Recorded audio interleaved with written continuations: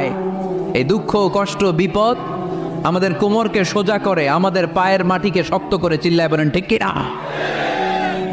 প্রতিকূল পরিবেশে কিভাবে বাঁচতে হয় এই দুঃখ কষ্ট আমাদেরকে শিখায়। এজন্য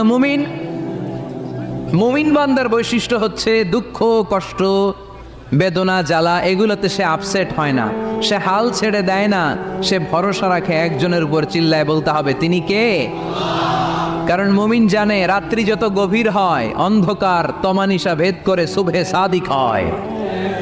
মুমিন জানে গর্ভবতী নারীর পেটের ব্যথা যেই দিন বাড়তে থাকে ওই দিনই নতুন মেহমান আগমনের সময় ঘনাতে থাকে। মুমিন জানে তার জীবনে দুঃখ কষ্ট বিপদ যত বাড়তে থাকে সুখের দিন কাছে আসতে থাকে।